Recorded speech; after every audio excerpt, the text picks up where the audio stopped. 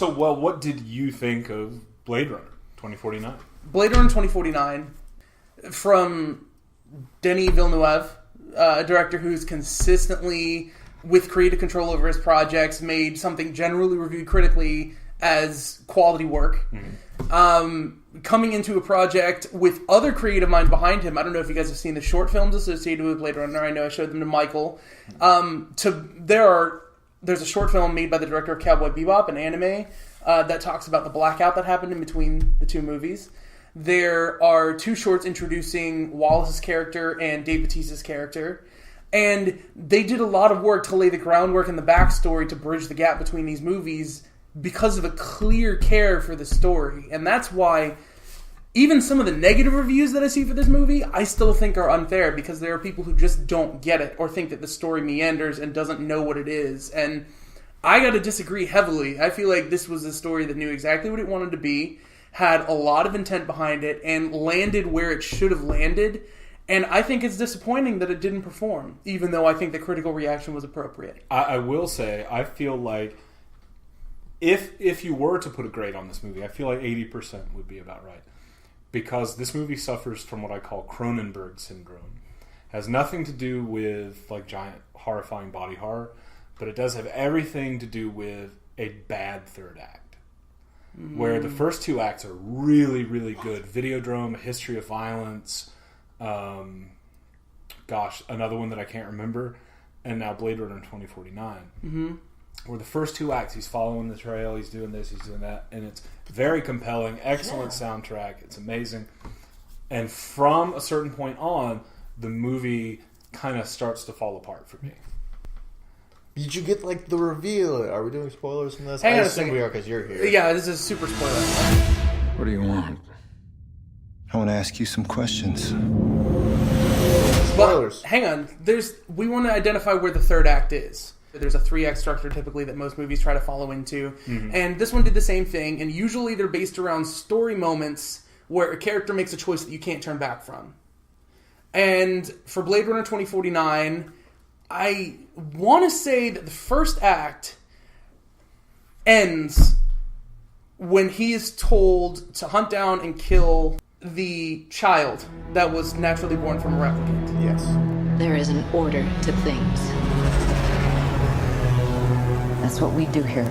And I will agree with that. the second act ends when he comes to terms with the idea that he is the child that was naturally born from a replicant and is given 48 hours to either behave himself and continue to live his life or be decommissioned.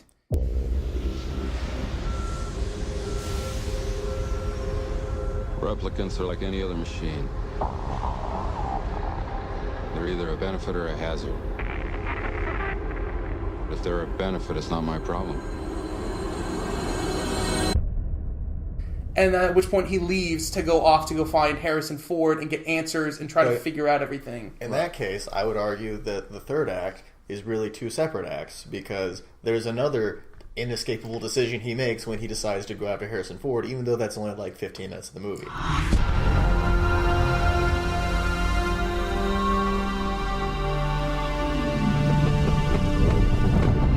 It's like the third act contained all the things they wanted to put into the movie before that, but couldn't find a good place for. So they just put it all in the third act. Such as...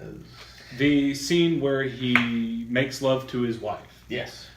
Which is he has sex with an AI overlaid onto a prostitute. Yes. And Trippy. It goes, you have 48 hours, and dun dun dun dun dun dun dun dun dun. Oh, I'm going to stop and have sex with this prostitute.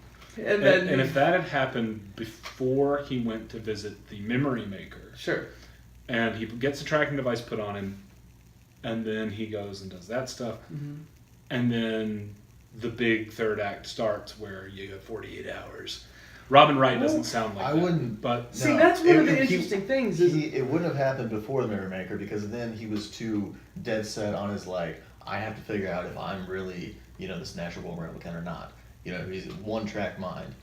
I could see it where instead of getting picked up at the memory place, he then goes back as a person with a soul, because, like, that was his big thing. Like, oh, God, I have a soul now. What are you going to do with this? makes love to his AI person. The world is built on a wall that separates kind. Tell either side there's no wall, you bought a war. With the level of attention to detail that went into this movie, it's hard to reorder things and not lose some of the emotional journey that the characters go through. Yes. And that's something that I feel like doesn't get talked a lot about in the critical reviews that I've seen so far, is there's so much to the emotional journey the characters go through that is told visually. There's a criticism of this movie over Blade Runner that is talked about. Blade Runner, the first one, the world that is being built from scratch and not based on anything, has a little more grit, a little more different things. And there are other reviews that bring up how that feels like a more lived-in world. You know, there's trash flowing on the sidewalk and all these kind of things, where this is clearly more set designed and blocked out and cleaner, you know, in a way. Mm-hmm. Which I can agree with, but at the same time, yeah. No? Because in the first Blade Runner, all you see is a very, very, very small part of Los Angeles. Mm-hmm. Whereas in this one, you're seeing farms, you're seeing the San Diego, like, that's just, they're showing you, like, really cool, interesting places. Like, this is how the world has unfolded in this year, 2049. And now, like, they're showing me all these different, like, as soon as they show me that San Diego is now just a giant trash dump for Los Angeles, my mind's going, like, well, what's, just because I've been in California, what's Union Valley like? I'm thinking, like, what's New York like? What's the rest of the world like? You're starting to believe the world you're not seeing based on the world you are seeing. There is a bigger world and things that have happened and I'm not seeing, and I want to know what those are. Well, think about this, and this might be closer to what they're trying to convey in their review, is that the scene where he's eating noodles on the street. Yes. Wait, is that where the prostitute comes up to him? Right. Okay. Versus the scene where Deckard is eating noodles. And he gets arrested. Well, you know, brought in. Those two scenes, to me, look and feel very different. Mm-hmm. And, you know, not just because of the content and the things that are going on, but the way they're shot. Like, it's a lot more claustrophobic in Blade Runner. In Blade Runner, the original Blade Runner. Because it's really giving you a sense that things are crowded. Yeah. Things are not comfortable. Mm-hmm. And Deckard is in the situation, he's like shoulder to shoulder with other people. But then in Blade Runner 2049, it's nice wide shots, giving you a full view of the action and everything. That's the thing, is some of that can make it feel more like a tangible world, but on the other side, that's what I'm saying, is this doesn't feel less like it's building the world, it just feels like it has a different intention behind it. In the first movie, the question of whether or not Harrison Ford is a replicant will have an impact on the story, but not to the point that it, you know, crazily influences your experience of watching the movie. Mm-hmm.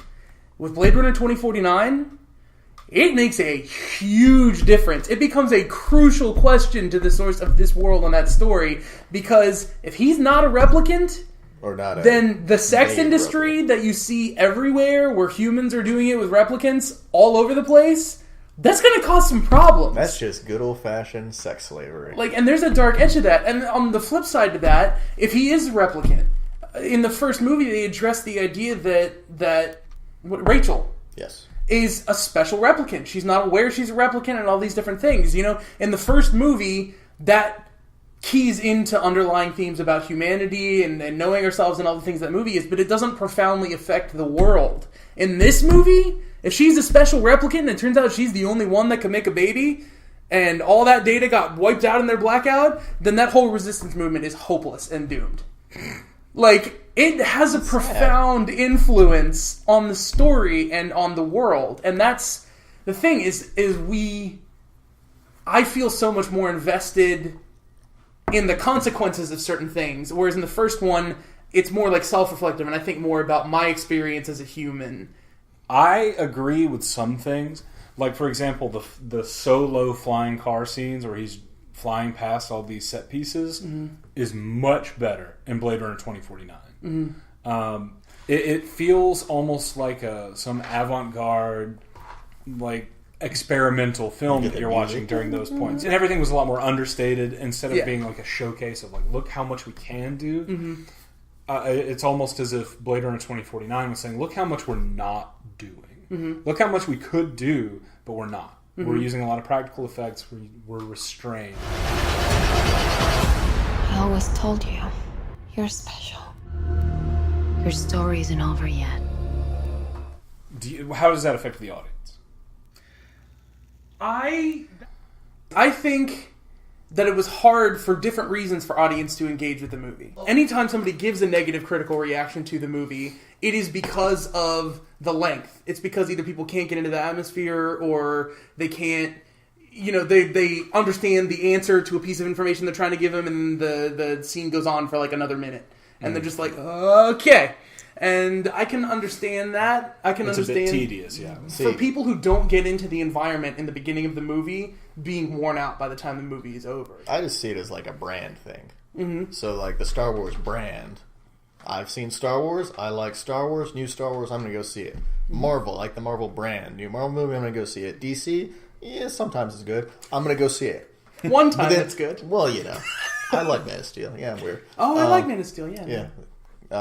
But then please don't write us off in our first episode because we said we like Man of Steel. I didn't much care for it. There you go, credibility. One reasonable person. Anyways, you're gonna be the anchor that ties people to the show. I always be like, what is Mike and Eric talking about? Get Will in on this, yeah, because everyone else is stupid. But anyways, Blade Runner brand. They see the Blade Runner brand. They know they're vaguely aware it's a sequel, or maybe they are aware it's a sequel. I don't know. They see the brand. And they're like, I'm not investing in this brand. I don't care about this brand. Pass. So I guess, is it that the movie wasn't out long enough for word of mouth to spread? Or is this just a bad time of year for a movie to come out? Or is there something in the critical reaction that didn't aim people towards the things that would draw them to go see the movie? Because, see, for me, the trailers and everything did a great job of honestly depicting the tone of the movie. Like, they presented fantastic. The package and sent it to you. They showed you some of the stuff without giving anything away. Right, but the trick is being honest about the product, nobody wanted that product. I don't think you can say audiences had trouble engaging with the movie when people who actually went to see the movie, 81% engaged with it. Yep. That's 81% of people who would go on Rotten Tomatoes. Yeah. I feel like the audience response of those that saw it is justified because I do think it's a solid B. Not a B movie in the sense it matches your opinion of the movie, right? And it's a pretty good movie. I feel like we've covered pretty well in this whole thing that your opinion is often garbage. All I'm saying is that Mean Girls is a quality film. Okay, so have I even seen Mean Girls? Answer no. Jesus in short, we think that the critical reaction as it was fair. The critical reaction as it stands is fair for Blade Runner. Oh, I think it's more than fair. I think it's we think it's just fair. Most critics think it's a pretty good movie, and I think that's the case. Now, the other way around, the people aren't buying tickets. That is unfair. To use French, I think. Bullshit. If enough people, after it comes out, buy it and see it, and it turns into a cult hit, then like the first 30 one. to 40 years from now, when we have 3 cuts of it that we desperately want from somebody who is very much like D Avenue but isn't D Avenue. Yes. You mean Villeneuve? Yeah, when Ridley Scott and Denis Villeneuve... You guys got me screwing it up. It's just V Avenue. It's so much easier. When Denis Villeneuve and Ridley Scott both have children that end up coming together and having a child who is then old enough to direct a movie 30 years down the road, when Blade Runner 2049, the final cut, comes out, we will... Could we just do D Avenue? Because Ridley Scott is very hit or miss. We'll just assume that the good genes pass along to... Look forward to Blade Runner 2079. Blade Runner 2049. See it. Because it should have been seen. Critics are right. By the way, were you foreshadowing something about Batman vs. Superman? Perhaps. Our next video. How... A critique of the critical response. Thank y'all for watching our channel. This it's been a long road, but this is going to be our last. We're ending on a solid 100 episodes. Thank you for your patronage. Oh, it's not really patronage. They didn't buy anything. So Patreon.